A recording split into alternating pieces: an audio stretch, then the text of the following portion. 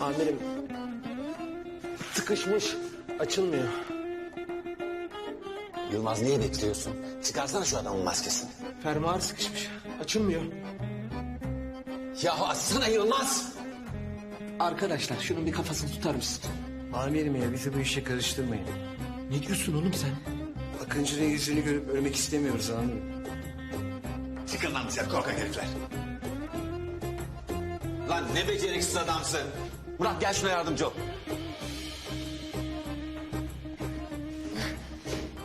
Orta, tut kafasını, kafasını tut. Ya açsana şu adamın maskesini, çıldıracağım ya. Bana bir müsaade et.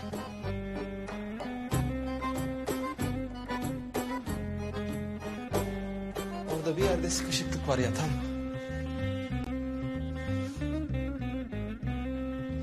Yok amirim açılmıyor. Ya başlayacağım sizi, yapacağım sizi. Geç çekin şöyle. Bana bir çakı verin.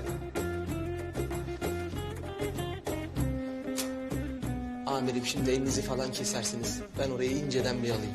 İyi hadi adamı kesme ama.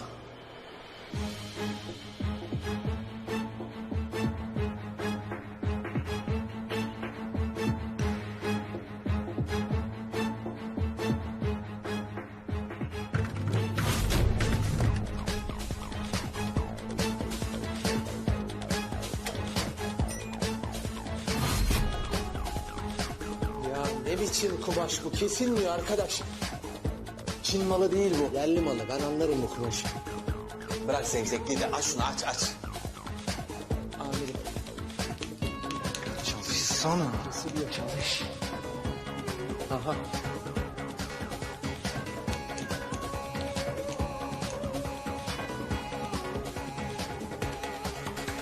Ne yapacağım ben şimdi? Evet. Büyükan geldi amirim.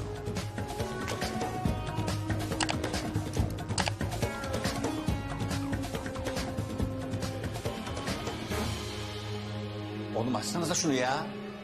Amirim. Maske yapışmış amirim. Terden merden yapışıyor tabii. Bütün gün kavga gürültünün içinde. Ah, bir dakika kardeş bir dakika. Aa.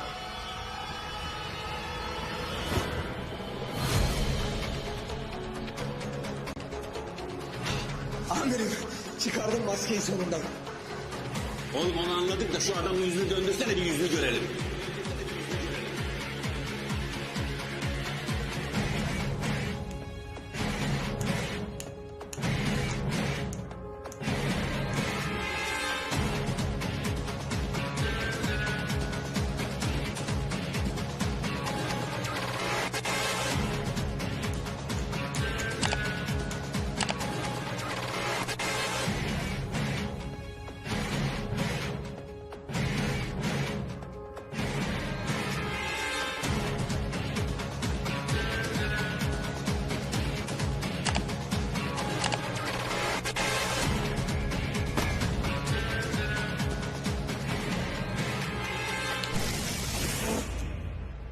Ne oluyor ya? Kesilecek zaman mıydı şimdi ya? Dikkat edin Akıncı kaçmasın. Amirim birazdan jeneratör devreye girer ya. Allah'ım ya niye kesildi ki bu elektrik şimdi? Kıpırdama. Amirim. Çek ulan şu silahı kafamdan. Ben jeneratörü de iptal etmiştim. Elektrik nasıl geldi?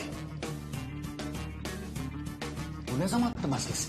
Kelepçeyi de çıkarmış amirim. Kim çıkardı ya? Yakaladım seni bu sefer Akıncı.